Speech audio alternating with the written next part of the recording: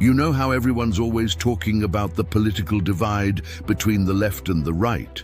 You may have heard that we're more polarized than ever, or that our differences are growing wider. Well, in this video, I want to push back against that idea. I don't think it's true.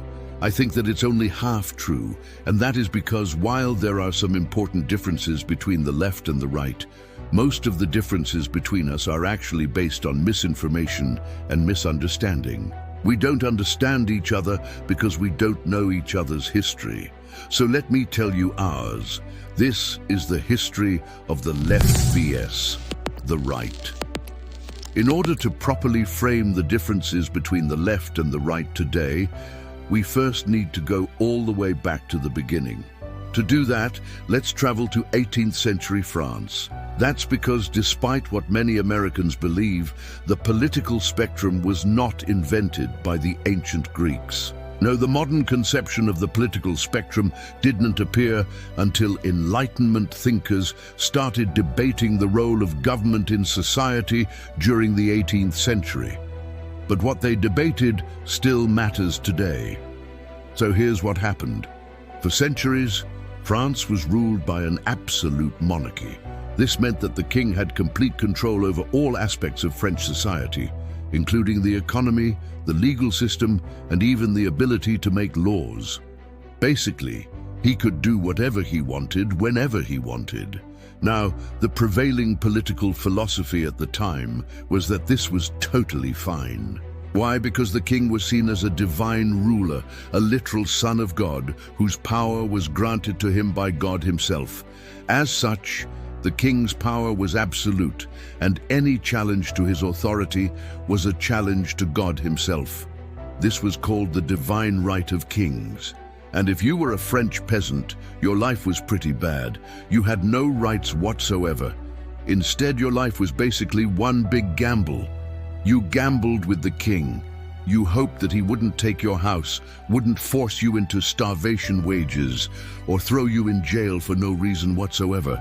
But because he was a literal god, there was really nothing you could do to protect yourself from the king's wrath. But then, something remarkable happened. A group of French intellectuals decided that they just couldn't take it anymore. They argued that the king's power wasn't given to him by God, but rather by the people. They called themselves the philosophes, and their ideas would become known as liberalism. The philosophes weren't trying to overthrow the king. They didn't want to turn France into a democracy. They simply wanted to limit the king's power so that he could never again abuse his power. For example, Montesquieu argued that the best way to limit the king's power was to split it up into three branches: the executive, which enforces the law, the legislative, which makes the law, and the judicial, which interprets the law. Jean-Jacques Rousseau argued that the king needed to be held accountable to the people. And Voltaire argued that the king should not have the power to arbitrarily imprison people without charging them with a crime. Basically, the philosophes were trying to set the boundaries for the king's behavior, to create a set of rules that would ensure that the king would never again abuse his power. And guess what? It worked. Over the next several decades, the ideas of the Enlightenment would spread throughout Europe and eventually the world, and they led to major changes in the way governments were run. Many countries, including France, adopted constitutional governments that limited the power of the monarch and gave more power to the people. And this is why liberals are sometimes called conservatives.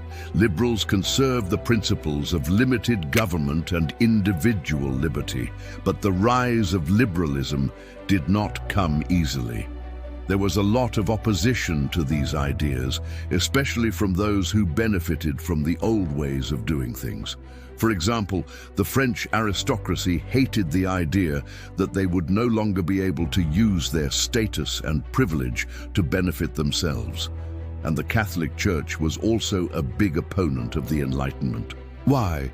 Because the philosophes were not only challenging the divine right of kings, they were also challenging the authority of the Catholic Church.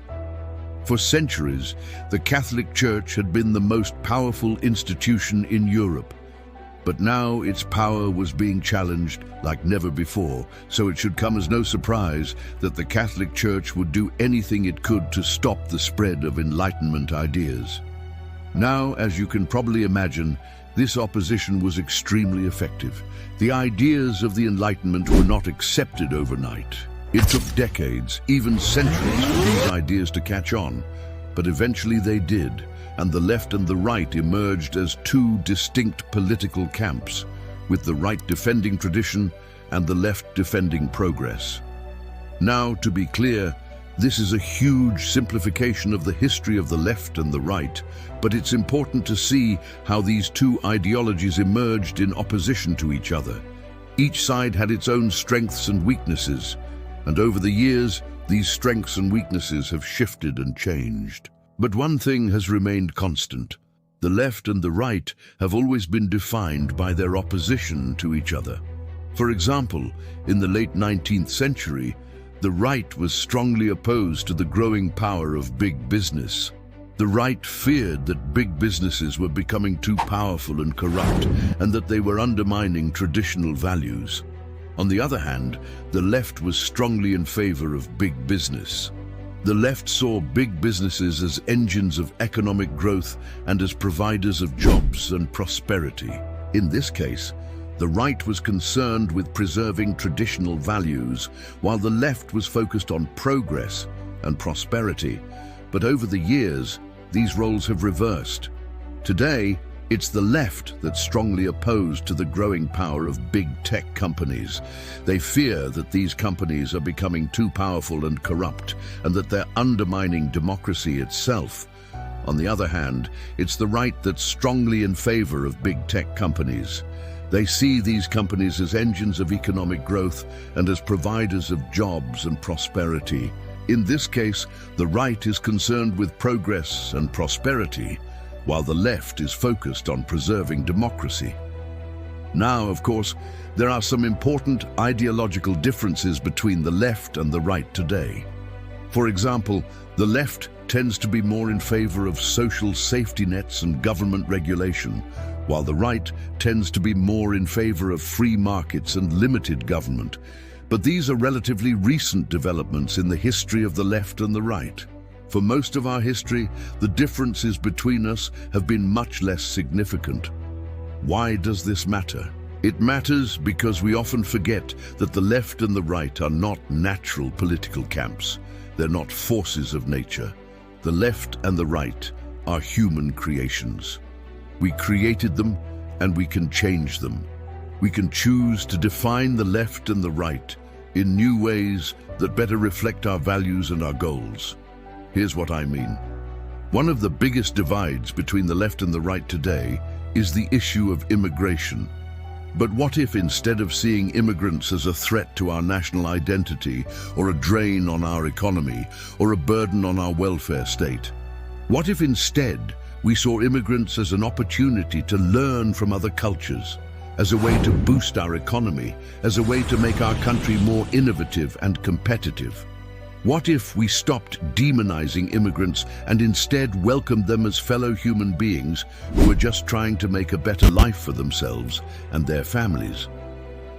That's the kind of thinking that we need more of today. We need to be willing to challenge the assumptions that we've all been taught and to come up with new ways of thinking about the world. That's what I'm trying to do with my channel.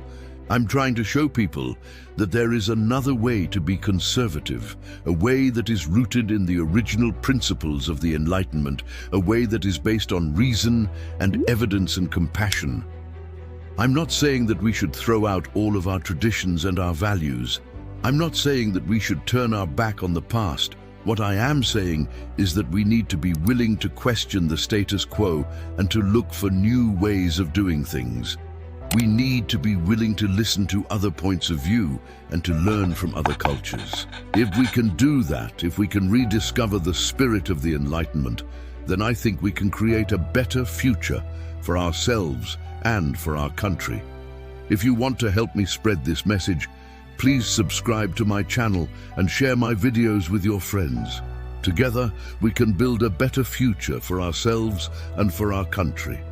Thank you for watching.